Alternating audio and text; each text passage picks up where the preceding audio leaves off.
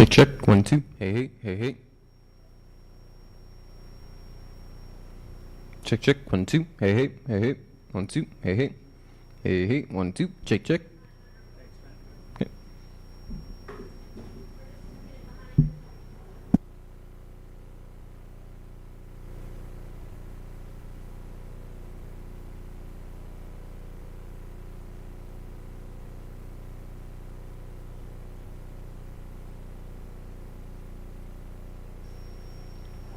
Check, check. 1, 2.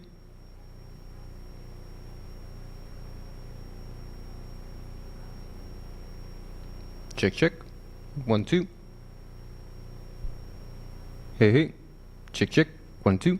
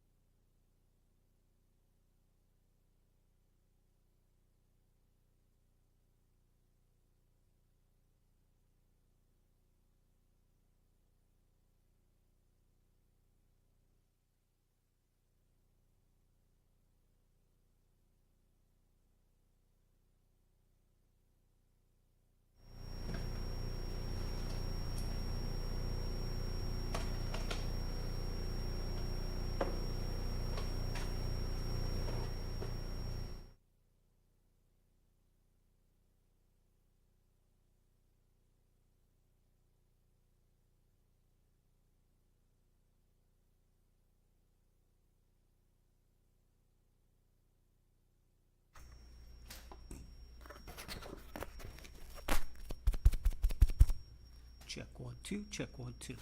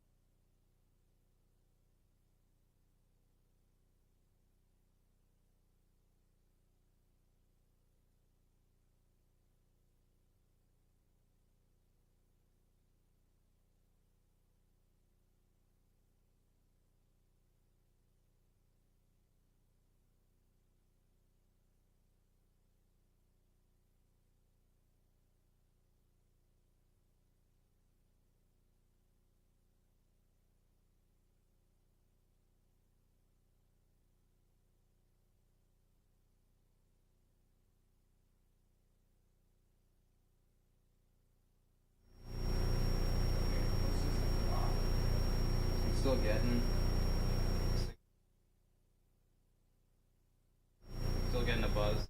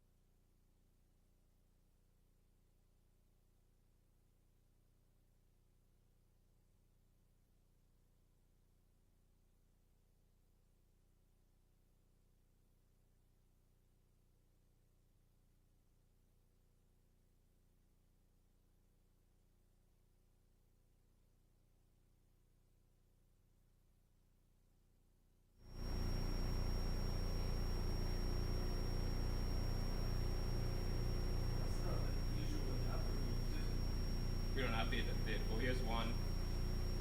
Yeah, that's not the one we usually use. Should we try? Like that noise is just the room, right? It's only coming.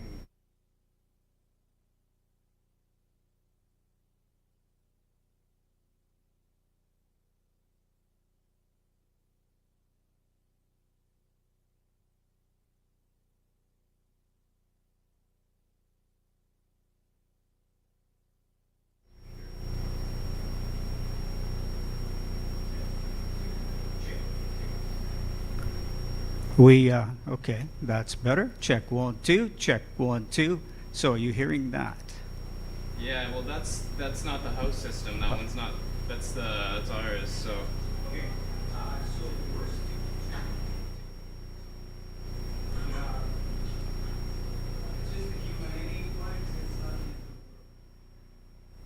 Yeah, that's really. Oh shit! Ow.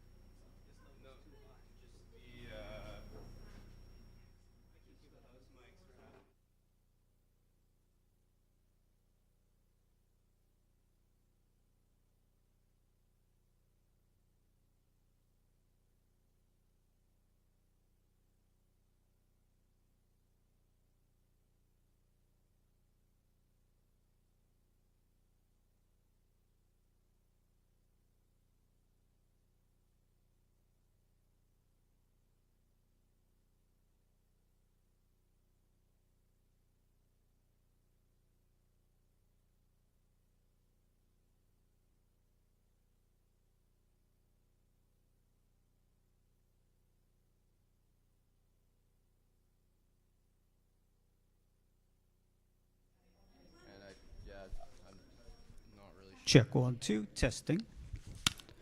Check 1 2.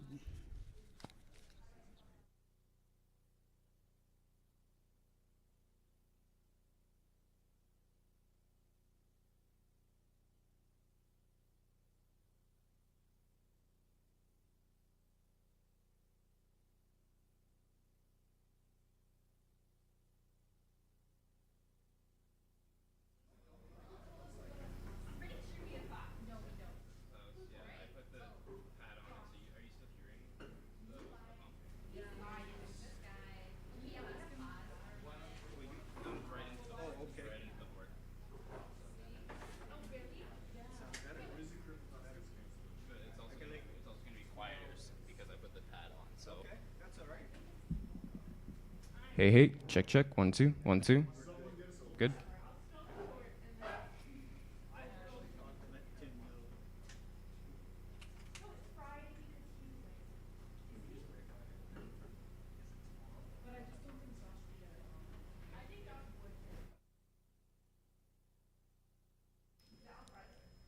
Check.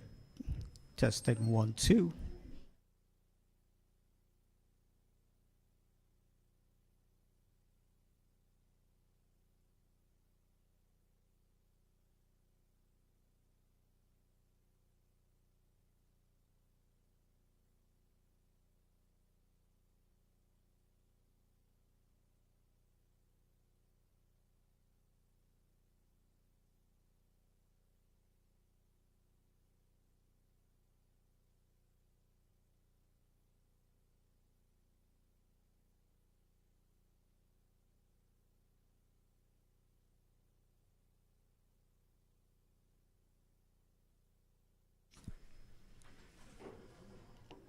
Check 1 2 testing.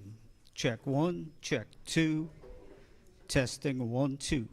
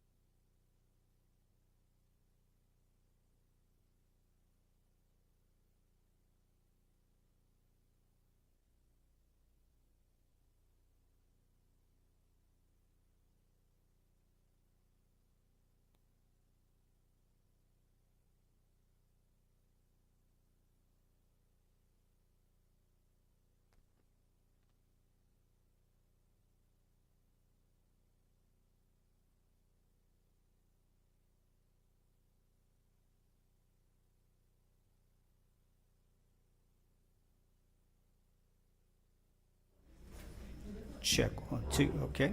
Check 1 2.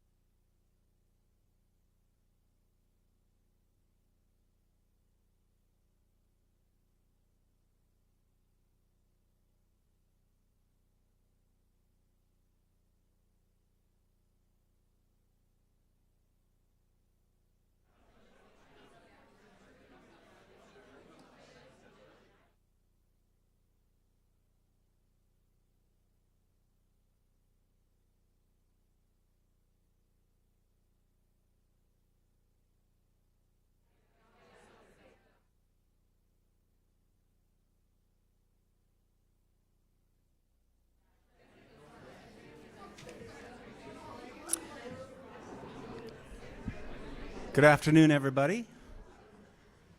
Good early afternoon. It's 12 on the nose. My name is Mark Carter. I'm a professor here at the College of Law, and I'm chair of the Speakers Committee this term. Welcome to everyone who joins us today in person and everybody who is able to join us watching on live stream as well. As we begin today's event, I acknowledge that we're gathered on Treaty 6 territory and the ancestral homeland of the Métis people. And in honoring this land's rich history, we pay our utmost respect to the First Nations and Métis ancestors who have shaped this place. And in doing so, we reaffirm our profound connection with one another. Today, it's our pleasure to welcome Professor Dino Chrytsiotis, who is the holder of the 2025 Ariel F. Sallows Chair in Human Rights at the College of Law. The Sallows Chair was created thanks to a generous donation by Ariel F. Sallows, a USask law alumni, class of 1931. And he and his law partner first opened their doors in their firm in 1932 in the depths of the Great Depression. They persevered, and the firm celebrated its 50th anniversary in 1982. And that same year, the University of Saskatchewan awarded an honorary degree to Dr. Sallows, recognizing his decades of community service outside his law practice. And that included serving on the University of Saskatchewan Senate and playing a key role in setting up free law bureaus for clients who could not afford to hire lawyers. This happened long before legal aid was established in the 1970s. In 1979, Dr. Sallows established a trust fund to support the Sallows Chair in Human Rights at the College of Law. The first chair was appointed in 1986, Dr. Virginia Leary. We are grateful to Mr. Sallows for his gift and the nearly 40-year legacy of the Sallows Chair in Human Rights here at the College of Law. I'm now pleased to introduce Professor Dino Chrytsiotis, our current holder of the Sallows Chair. Dr. Chrytsiotis is a professor of public international law at the University of Nottingham, where he has taught since October 1994. And he serves as the director of the Nottingham International Law and Security Center, and he's the founding head of the International Law Humanitarian Law Unit. Professor Chrytsiotis is recognized authority in the field of public international law. He specializes in the legal regulation of force and armed conflict, as well as the history and theory of public international law. Among his many publications are the conceptual and contextual perspectives on the modern law of treaties, published by Cambridge University Press, and his lectures on intervention and the problematization of consent in the Max Planck Trialogues on the Law of Peace and War, Volume 4, Armed Intervention and Consent. Professor Chrytsiotis also serves as co-editor of the Cambridge History of International Law, Volume 12, International Law After the Cold War, and it is due to be published by Cambridge University Press in the next year. And Dr. Chrytsiotis sends a special welcome to the members of the Sallows Seminar who are with us today. That's a course that the Sallows Chair holds each time they are visiting with us. So please help me welcome Professor Dino Chrytsiotis for our lecture today.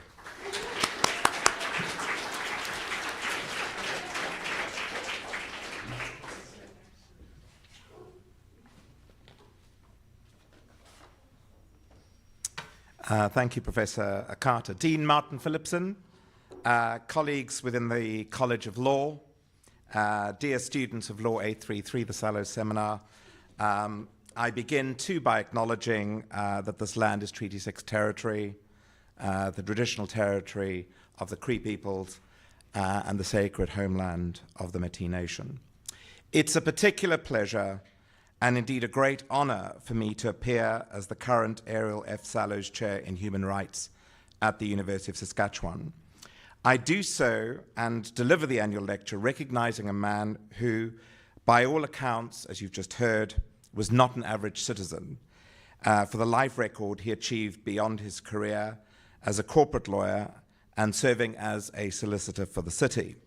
We do know that he traveled widely in his later years, that he adored debating. There's a poster right outside my office to that effect, and that he was a carer for his mother in her final years. He died in 1984. Please allow me also to thank each of you for your supremely warm prairie hospitality since my arrival in the city.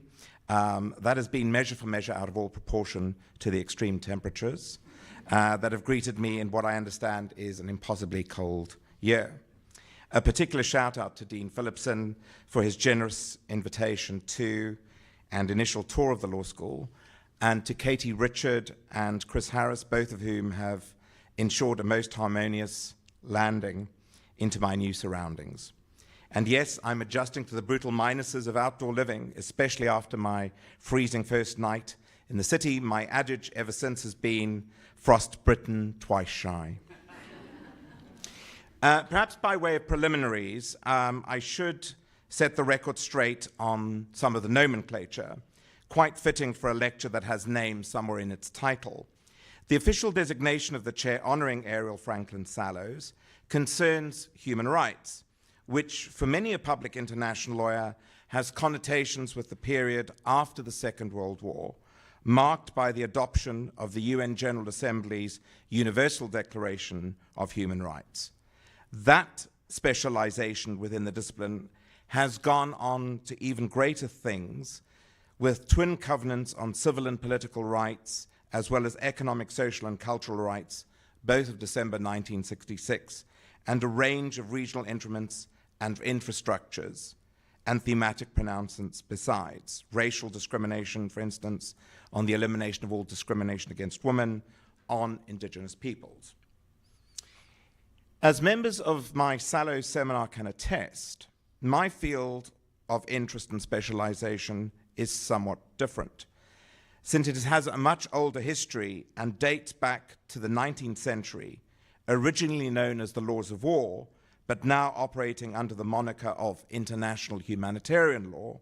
It also proceeds from different premises to the inherent rights of individuals and of certain types of groups.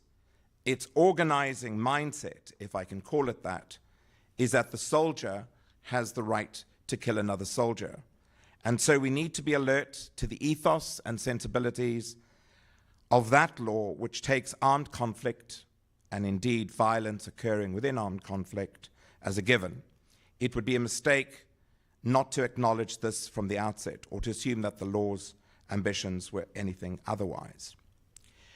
Perhaps it would be helpful to turn to a specimen of these ambitions in early form from the very first, the original Geneva Convention of 1864. You can't read that, so you have to take my word for what I'm about to tell you. This is the Geneva Convention for the amelioration of the condition of the wounded in armies in the field. I take note of the quaintness of the term amelioration here, the law making clear that it was not the law's purpose to abolish the enterprise of war, but rather to ameliorate, that is, to regulate and to cushion, its forbidding effects on human beings. It took as its constituency the wounded or sick soldiers befallen of battle, with the idea that some care and comfort could be administered to the survivors of violence. Protections were then afforded in the convention to ambulances and military hospitals, but also to medical personnel and staffers, and to the inhabitants of the country who may bring help to the wounded. What a wonderful exhibition of humanity that enveloped civilians into an emerging ethics of compassion and care. What an advance for the human species. Let us get ourselves quickly to the next war.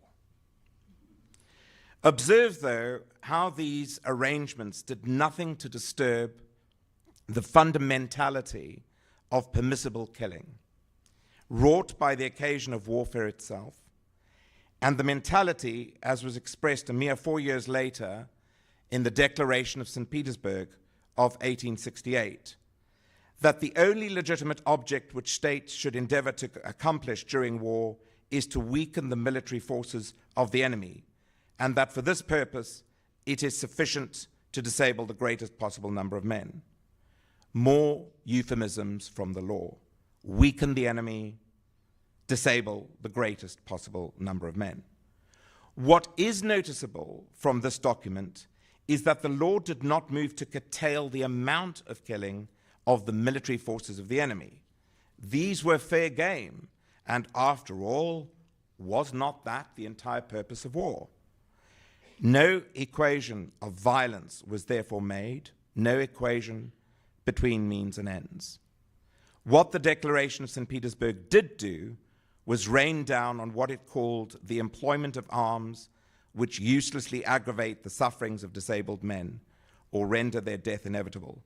In other words, on how combatants were killed, not on whether they were killed, and not on how many were killed.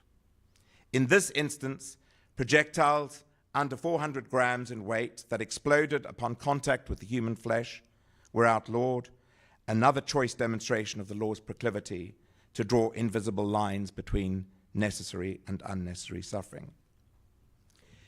The chosen subject for my lecture today is a much used but rather elusive principle from the international humanitarian law canon.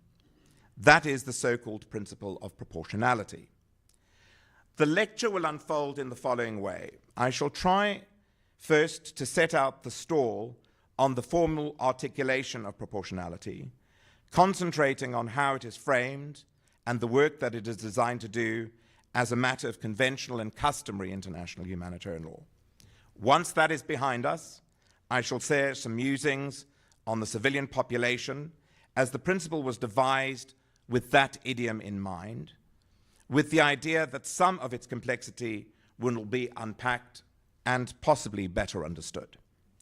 Then, something shall need to be said on the operationalization or the pragmatics of the principle of the proportionality calculus. It would be useful to have some of the main indicators for its use in practice before we approach any hint of application. And finally, there shall be an opportunity to reflect on the recent experience of Gaza, not so much projecting forth answers, but asking whether in truth we are asking all the right questions about violence undertaken in the name of proportionality. And then hopefully there will be some time for questions and feedback. To my first part, a brief introduction to the principle of proportionality and the context in which it has taken shape as a legal proposition. As we have just seen with the 1868 St. Petersburg Declaration, it had no cleavage in the event of violence directed against the decimation of the combatants of the enemy side. Along similar lines, we might posit too that it has no place when civilians are made the target of deliberate attack, as they were in Israel in the early morning hours of October the 7th, 2023, when some 1,200 individuals met their final fate and a further 239 were abducted hostages. This is because proportionality is postulated upon the principle of distinction, a point that I intend to amplify anon. Where the principle was given its main conventional expression was in Article 51(5)(b) of the first additional protocol of the Geneva Conventions of August 1949. This was adopted in June 1977, and it provided as part of its adumbrations on the protection of civilian population that indiscriminate attacks would be outlawed, and that these would include an attack which may be expected to cause incidental loss of civilian life, injury to civilians, damage to civilian objects, or a combination thereof, which would be excessive in relation to the concrete and direct military advantage anticipated. That's a really important provision. As stated then, The principle was designed as a safeguard against the occurrence of excessive incidental loss of civilian life, a form of words that suggests that the attack in question must have been directed in the first place against a military objective. And indeed, it is against that background that the principle of proportionality derives its purpose and core meaning. Astute observers will have realized that there is no naming of proportionality as such in this provision.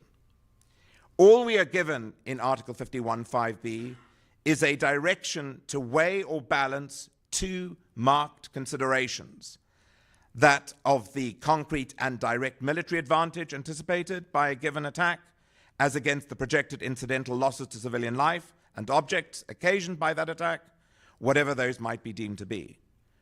One might, of course, surmise that this equation is an exercise in planned futility orchestrated by the law itself, bringing into the same orbit as it does the twin imponderables of, on the one hand, anticipated military advantage yielded by an attack, and on the other, expected incidental losses, in order to assess whether somehow the one imponderable is not fully out of sync with the other. Still, there remains the background assumption that the attack in question is being directed against some military objective or other, and that proportionality attends to the consequences of its total or partial destruction, capture, or neutralization. And it is not too difficult to understand why this relation might be so. In the elaborate negotiations that accompanied the drafting of the protocol, Canada had expressed concern for the situation where a single civilian near a major military objective whose presence might deter an attack. And the United Kingdom was of the view that it was difficult to visualize an attacker who would not carry out an assault upon an entrenched adversary because of the presence of one or two civilians.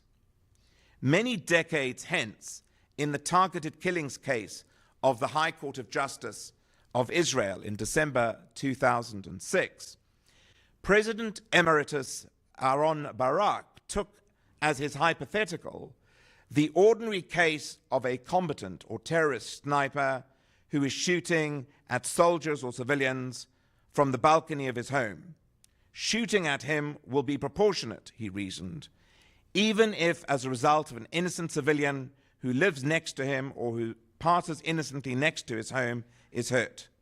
This is not the case if the house is bombed from the air and dozens of residents and passers-by are hurt, he intoned. For President Barak, the hard cases are those which are in the space between the extreme examples.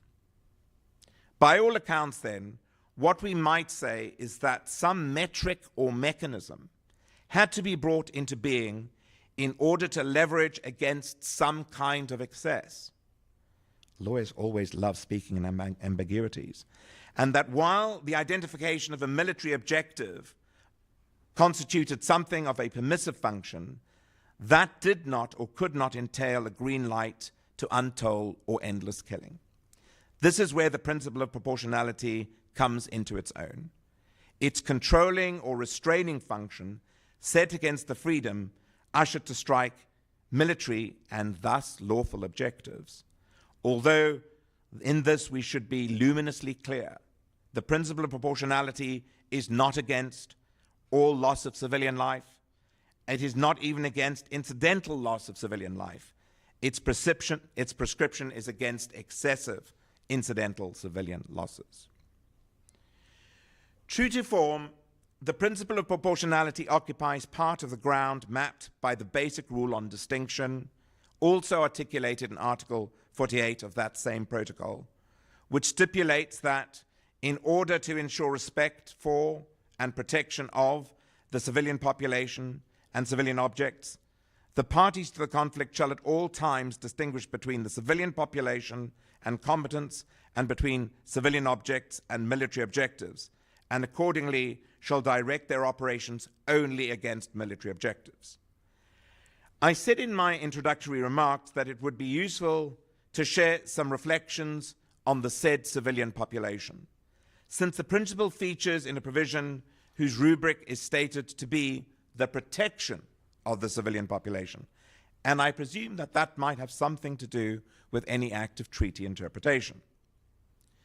The civilian population is defined elsewhere in the additional protocol as comprising all persons who are civilian, providing, in my view, an altogether greater degree of visibility for the civilian population than had ever existed previously. Contrast the main rule on targeting appearing in the Hague Regulations, annexed to the Hague Convention number 4 of 1907. We're going way back now, which stated in coolly detached language that the attack or bombardment by whatever means of towns, villages, dwellings, or buildings which are undefended is prohibited. No civilian population in sight, at least as summoned in this Spartan legal prose. Who can ever imagine entire towns, villages, dwellings, or buildings no less, without any civilian life? Where was the civilian and where was the civilian population in the mind's eye of the authors of those Hague Regulations? It's too late to ask them. Things fared a little better with the 1949 Geneva Conventions, and in particular Geneva Convention 4, relative to the protection of civilian persons in time of war, where the civilian population of occupied territory made an appearance 4 times, with a singular nod to the civilian population of the occupying power. What is critical in my view, though, is that there are certain moments in Geneva Convention 4 where it was thought apposite to disassemble the civilian population into its component parts, precisely because it was thought that additional protections were called for. I single out Article 17 of Geneva 4, which requires parties to the conflict to endeavor to conclude local agreements for the removal from besieged or encircled areas of wounded, sick, infirm, and aged persons, children, and maternity cases, and for the passage of ministers of all religions, medical personnel, and medical equipment on their way to such areas. A hopeful corrective to the otherwise coarse instrumentality of siege warfare. There is also Article 23, and I want us to look at this, because Article 23, you'll see in the highlighted phrase, permits the free passage of all consignments of essential foodstuffs, clothing, and tonics intended for children under 15, expectant mothers, and maternity cases. Note that's not the case with regard to the first part of that sentence, which talks about the free passage of consignments of medical and hospital stores. Medical and hospital stores, not foodstuffs, and objects necessary for religious worship intended only for civilians of another high contracting party. This is a classic example, Article 23, of the message I want to take away today, that the civilian population works for some things, but then we have to break down the civilian population for other things. So it can be said that the law has traversed considerable distances from the time of the Hague Regulations and the First World War, when the civilian population was not even formally entered into the dramatis personae of the humanitarian corpus, through to the consciousness that designated as a target in its own right, with the chilling practices of the Second World War, and then Geneva Convention 4 and the additional protocol. But rather than take this fact as a given as we endeavor to eke out a meaningful proportionality during hostilities, it should be equally clear that any dogmatic beholdenness to the civilian population as such might need to be tempered in view of the logic that brought us the divisibility of the civilian population that is very much at work in Geneva Convention 4. Now let's turn to some observations about the operational aspects of proportionality before we train our sights on the actual experience in Gaza. The first might not seem all that obvious, but in a realm of ritual uncertainties, there is an important certainty that comes hurtling to the fore when we remind ourselves that the principle of proportionality operates not only within international humanitarian law, but also within the context of the laws of the Jus ad bellum, a logically prior series of postulates that address the question of when states can initiate force internationally, for example, the right of self-defense, or perhaps even a right of humanitarian intervention. They are, in a sense, the laws applicable pre-armed conflict and include the principles of necessity and proportionality, principles which have conditioned the lawful exercise of the right of self-defense ever since they were set down by U.S. Secretary of State Daniel Webster in the famous Caroline Correspondence of 1841. There, Secretary Webster stipulated that the act justified by the necessity of self-defense must be limited by that necessity and kept clearly within it. Secretary Webster insisted that the self-defending states do nothing unreasonable or excessive with their actions, words that have been understood to mean nothing unreasonable or excessive in the military operation when taken as a complete whole. The principle of proportionality at this point of application therefore parallels to a great extent the restraining function of proportionality within IHL. But the calibration is different, and that is why we may wish to refer to proportionality in this context as macroscopic proportionality. It's measuring the entirety of violence within the operation. Now, as we know, within the context of IHL, the principle of proportionality is not probing of all the violence committed in terms of a given exercise of self-defense or military operation, assuming, of course, that that can ever be appropriately calibrated or quantified. What the law is insisting here in this context of IHL is that violence committed in respect of each and indeed every military objective must square with the proportionality metric. The law at this moment is not investigating the violence of the overall military campaign, but is concerning itself with the violence at the granular level, as against each military objective and the bid for its total partial destruction, capture, or neutralization. We might therefore want to think of this in terms of what I call microscopic proportionality, to helpfully recognize the different pursuit to assessing proportionality of the jus ad bellum, while acknowledging that they might overlap temporally. We might also say that whereas macroscopic proportionality intends to deliver a singular computation under the jus ad bellum, we envisage a host of such assessments to be made under IHL, and that their effect is one and the same. It is to judge the overall lawfulness of the violence in question. All of this to the good. But who gets to decide what is proportional and what is not proportional? To my second observation, it seems to me that the various questions envisaged by the protocol, the additional protocol we looked at earlier, the identification of military objectives, the calculation of excessive incidental loss of civilian lives, the taking of necessary precautions, and so on and on and on, must realistically be engaged by the belligerent parties in the first instance. It is they who must and invariably do make the call on whether their actions comport with conventional and customary humanitarian law. However, the matter can surely not be allowed to rest there. Otherwise, the satisfaction of these provisions would ultimately reside with the say-so of the attacker. And that would be an entire subversion of international law and the international legal process.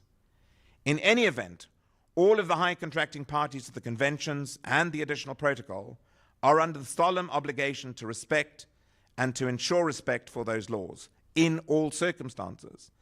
And how proportionality has been understood and applied or misapplied is deserving of that respect. That said, just because a state has not attracted the public censure or criticism of one of these high contracting parties for behavioral lapses should not be read as the entirety of exchanges that have occurred. Not all of these interactions are made the stuff of public fodder. Some are, some aren't. And we should not expect to see them hoisted in the sphere of political theater or spectacle. Not everything is tweetable.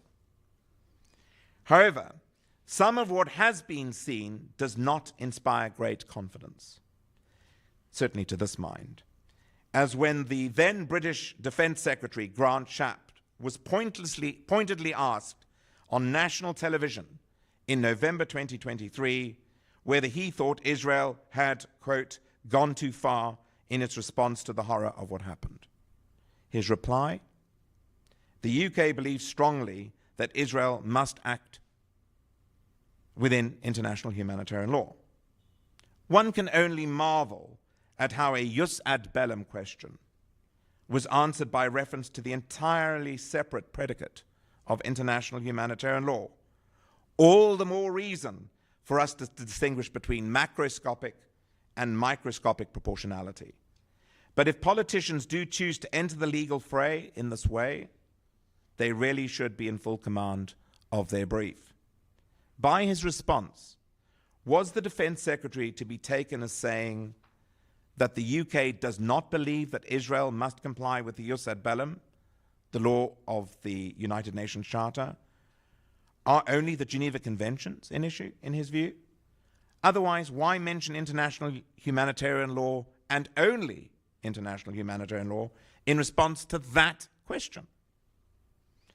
Or was he conceding that the United Kingdom believed that Israel was not acting in accordance with international humanitarian law? Why then make the statement that the United Kingdom believes strongly that Israel should act lawfully? Could it ever have been, and was it ever otherwise? Let us now turn, in the final part of this lecture, to the application of the principle of proportionality in respect of the targeting decisions of Operation Swords of Iron, Israel's military response to the tragic and traumatic events occurring on its territory on that horrific day of October the 7th, 2023. Here, the overwhelming sensation through to the ceasefire announced just last month has been on the sustained intensity of hostile activity, which included nearly 30,000 munitions into Gaza in the first 7 weeks of hostilities, more than in the next 8 months combined, with more than 7,000 targets in the first 19 days of action. And then the inescapably high casualty levels. Just last week, the Palestinian Health Ministry set its running toll at 47,583 lives.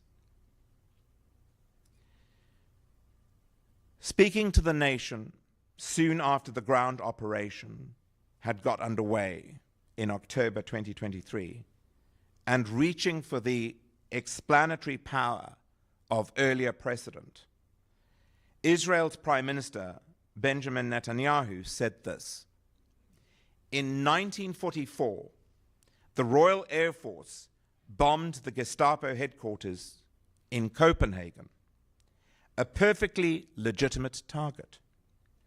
But the British pilots missed, and instead of the Gestapo headquarters, they hit a children's hospital nearby. And I think 84 children were harmed and burned to death. That is not a war crime, he reasoned. That is not something you blame Britain for doing. Setting aside the complexity of human error of that incident, the compartmentalization of violence and its requisite consequences in this way does seem to me to be precisely what microscopic proportionality is demanding. And Israel does appear to understand this, because later in December 2023, it admitted that 2 strikes it had undertaken on the Al-Maghazi neighborhood of Gaza had hit additional buildings near the targets, which likely caused unintended casualties to additional unintended civilians. If we recall the words of President Emeritus Barak from the targeting killings decision, this would mean we are now knee-deep in the hard cases and not in the excesses. Be this as it may, Israel expressed regret for the harm it had caused in an episode in which dozens were reported to have been killed. Importantly, a close examination of violence requires just that order of tally. It is definitively not a comparison of the ratio of killed combatants to killed civilians, to hostilities recently or long since past. The context for these statistics is not in doubt. Shaken by the horrors of October the 7th, Israel set to vastly expand its compass of targets to pursue not only senior Hamas commanders, arms depots, and rocket launchers that were the focus of earlier campaigns, but also the lowest-ranking fighters of the organization. Within hours of the attack, and in the very same order, military leadership in Israel had provided the authority to risk killing up to 20 civilians with each target, departing from its earlier practice. We can add to this that the recent testimony of 6 intelligence officers has suggested that the use of Lavender, an AI system deployed for accelerated target selection. So perhaps it is small wonder that these figures are where they are. If I may, I would like to return in my closing moments of this lecture to some of the overall numbers already mentioned. I do so conscious of what I have said again and again on the demands of microscopic proportionality. And I do so aware of the politics and the reliability of the source of these statistics. Indeed, any statistics coming forward from the white heat of warfare. But I think there are important phenomena presented as to the global picture which matter to what has been said here today. Just a few days ago, the Lancet Medical Journal in London published an important study in which research indicated that the death toll in Gaza during the first 9 months of hostilities was about 41% higher than numbers disseminated by the Palestinian Ministry of Health. That is an alarming fact, if true, and it speaks to the real fragility of accurate numbers while warfare is raging, for no doubt a whole host of circumstances. More disturbing for me, though, was the finding in the same study that women, children, and people aged 65 years or older counted for 59.1% of the deaths. A staggering 59.1% of these deaths due to traumatic injury. There, right there, not in the sacred humanitarian texts of our time, but in the neon lights of these figures and the graphs and the statistics, are the disproportions of violence, the truths not borne by proportionality, by microscopic proportionality, laid bare. Let us read again, together, the relevant bit of the additional protocol of June 1977. Yes, the visibility that document has brought to the civilian, to civilian life, to the civilian population more generally. But what is one to make of the many children who have lost their lives, whether in Copenhagen in 1944 or the Gaza of today? Is a child's life, or in the register of Additional Protocol 1, the civilian life of a child, properly captured by the abstractness, the assumptions, the projections of 1977? Is a child's life really to be counted the same as a life half lived, or that lived to the full? Or has the time come for us as humanitarians to ask, despite all its achievements, what has proportionality made obscure? Thank you.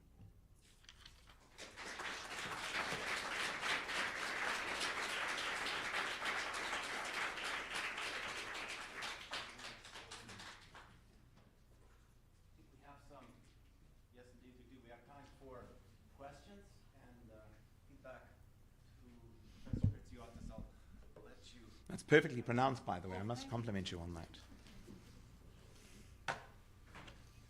Oh, and can I ask you to use the speakers or the microphone?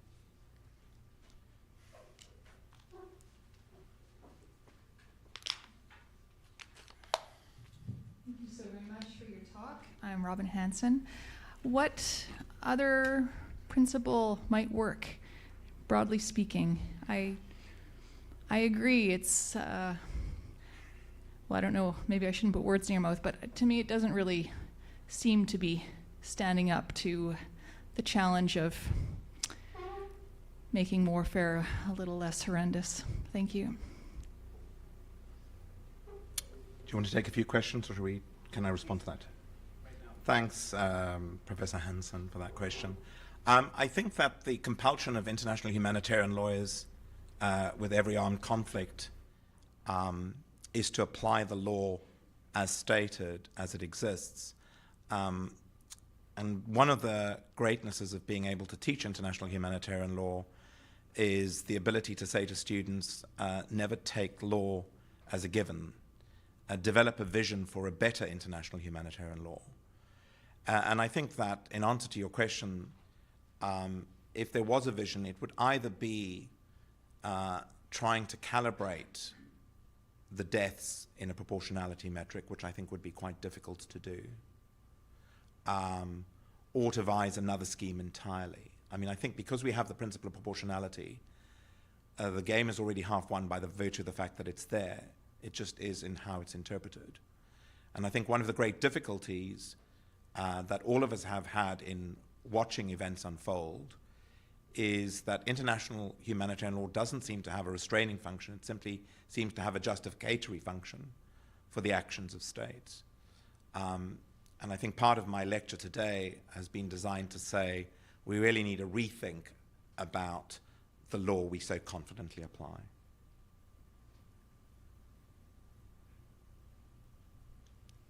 I can't believe there's no more questions.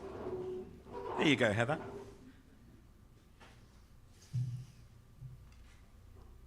Okay, I'll ask a question. Yes, Heather Haven with the College of Law.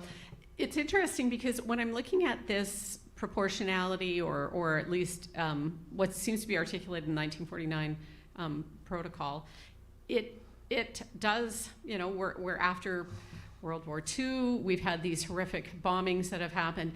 And it just seems that as we're moving forward and we think about that proportionality, you know, military, how do I say this? There has been a lot more precision maybe in the types of incendiary devices, in, you know, bombing, in things that we can do. You know, you mentioned drones or targeted things. You would almost wonder if when we're looking at proportionality, it should actually be decreasing because of the precision. And I'm just not sure if there has been a lot of discussion about how proportionality on a micro scale would change based on kind of the level of technology that we have for warfare, you know, in general. I'm sorry, I'm not being very articulate here, but it just, this was striking me as that whenever we look at these protocols, we're looking at when they were passed in a particular time, history, context, and that as technology or improves, that calibration would have to be different. Yeah, I mean, I think that that's a hugely valid concern. I mean, I think that the difficulty for us is that we don't know the full scope of how proportionality is working behind the scenes. I would love to know how many actions governments have called off because they have said proportionality would be violated in this instance. So we're actually getting raw data of one side, but we're not getting the flip side of the coin. And I think it would be interesting to have that, but I'm not sure that that would even be made available even after 30 years. But that's all the more reason why I think we need an adjustment to current practice, because, as I say, the overwhelming impression of non-international humanitarian lawyers is that international humanitarian law is simply there as a validating tool, and every attack has an explanation for their military objective and then an explanation as to why the proportionality is there. I mean, it's very rare for Israel to put out that notice of regret for the episodes in December of 2023. But it's not just Israel, it's the high contracting parties of the Geneva Conventions, which, by the way, includes all states. They are the first universal treaties. And so I'm very interested to know what they're doing behind the scenes. If they're willing to come forward and let us know, I'd be more than happy to work with them on that study. Hi, The principle of proportionality seems to be particularly relevant to violence, but does it extend to economic violence, things like sanctions? No, it's very, very focused on the idea of killing and the loss of life. I mean, I think it is interesting because I think, again, our understanding of the human being has changed now, and there's a big question about whether or not it should compute psychological harm. What about the reverberating effects, long-term harm, particularly to children who have survived? But I think that the nature of the principle was extremely conservative in what it was trying to do, and all I'm asking today is it doing a good enough job on that score? And I'm searching for a satisfactory answer to that. Thank you for the question. Hello. Thank you for your talk today. My question would be, do you think that the idea of proportionality has come up since October 7th and repeatedly throughout? I remember Piers Morgan bringing it up with guests on his show many times. Sorry, who are you talking about? Piers Morgan.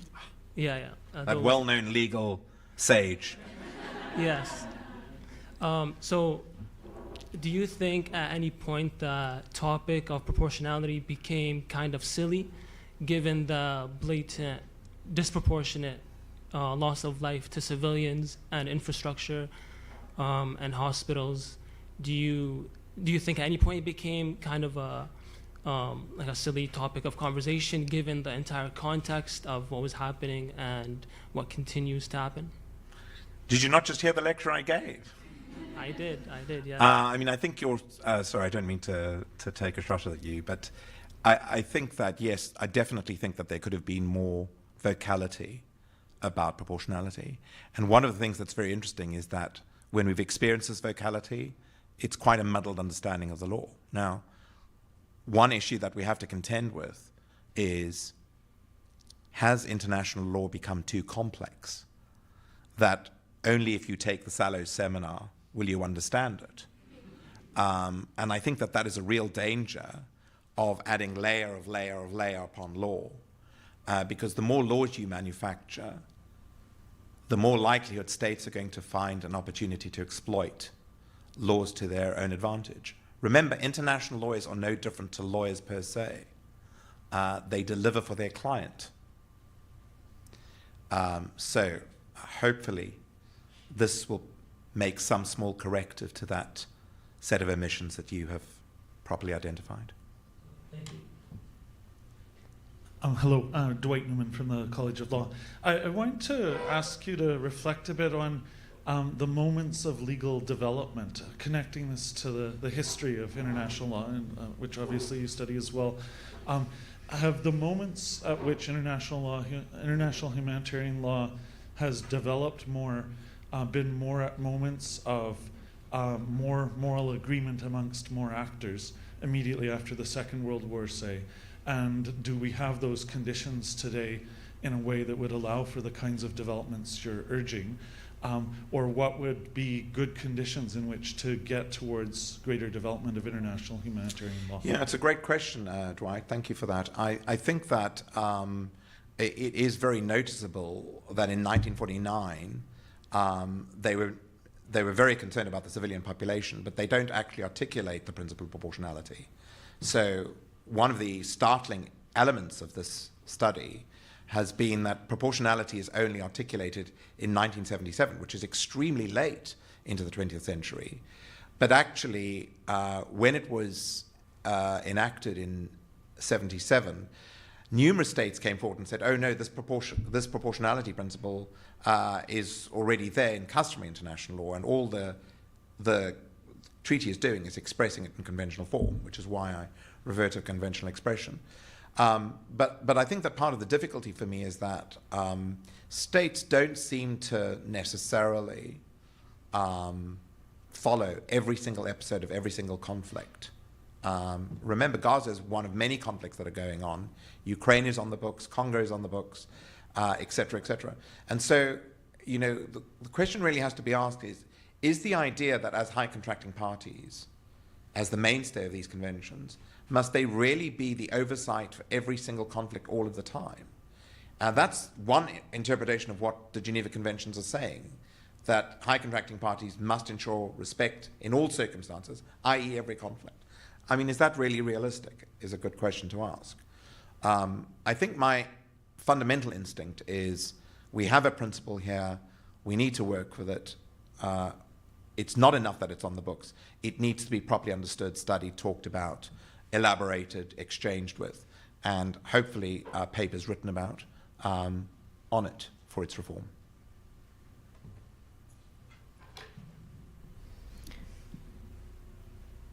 Hello, I'm Hannah Work. I'm a first-year law student. My friend and I came up with this question. I'll read it out here. In your opinion, how does the discussion of proportionality change, if it does, since Trump's statement about buying and owning Gaza? Do you believe that this changes the narrative about Israel's involvement in the genocide against Palestinians? Sorry, can you just read that again? Because Yes. In your opinion, how does the discussion of proportionality change, if it does, since Trump's statement about buying and owning Gaza? Do you believe that this changes the narrative about Israel's involvement in the genocide against Palestinians? No, I don't think it changes the narrative, and I don't think Trump's designs on the Gaza coast have any bearing on what I've been saying. Sorry to disappoint.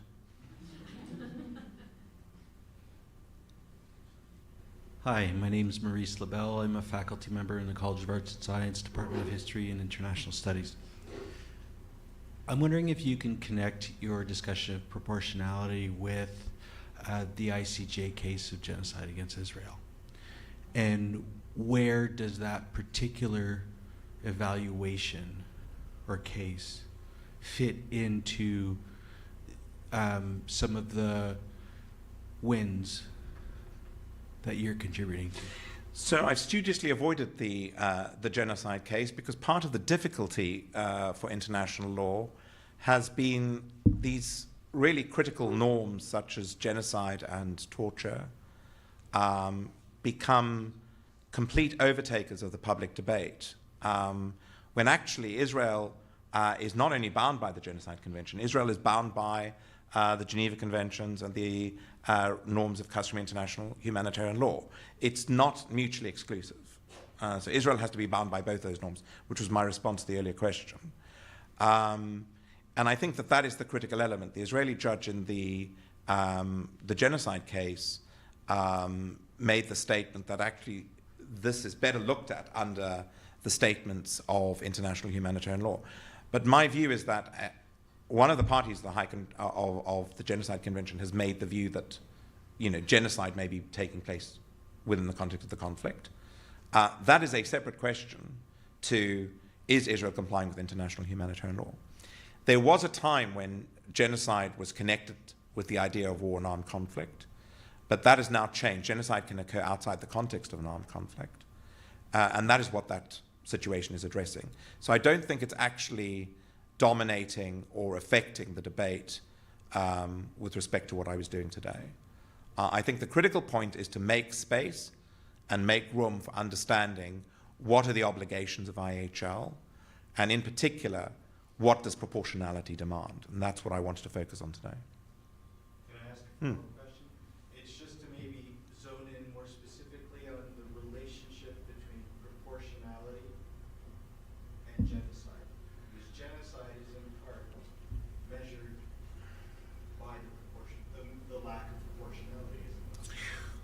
Well, genocide is measured in accordance with the definition of the Article 2 of the Genocide Convention. I guess what I might say on that point is that it's probably likely that it's macroscopic proportionality that we should be looking at, which is the amount of violence that Israel is committing as a whole, rather than the granular microscopic proportionality that I've been trying to focus on today. I'm happy to talk on the genocide case, but the lecture was about IHL. And as you'll see, I avoided genocide until Q&A. Yes? I just have a question. What is a proportional form of self-defense according to international law when it comes to resisting occupation, and I'm talking specifically the Palestinians being occupied in Gaza, and what would it look like for the international community to form a set of laws that see Palestinian resistance, including armed resistance, and the strive for sovereignty as legal and legitimate? Again, I think that question is addressing the macroscopic point. I mean, this is why there are so many difficulties, that the idea of proportionality operates in many different contexts, right?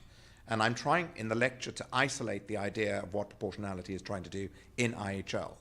You're raising an issue about, do the Palestinians have the right of resistance against occupation? And that, to me, comes under the possibility of the laws of occupation and or the rights of the Palestinians under the Jus ad Bellum, which is dealing with macroscopic proportionality. In the lecture, I said it's very difficult to imagine how you measure the violence of an entire military operation. Now, international lawyers will tell you that's what the law is, but it's very difficult to know when disproportionality starts occurring in the course of that military operation. In many senses, I think I'm on firmer ground when I'm talking about disproportionality in this much more limited context. But I'm happy to talk with you after the lecture's over about the possibility of what that proportionality might look like and what you have in mind.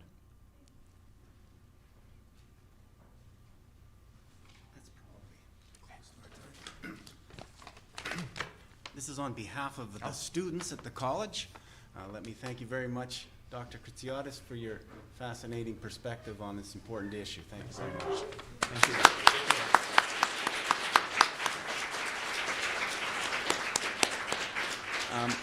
I also wanted to point out that there are door prizes. That's what that table over there is, so if people wanted to leave their names, it'll stay up for a little while here. Thanks.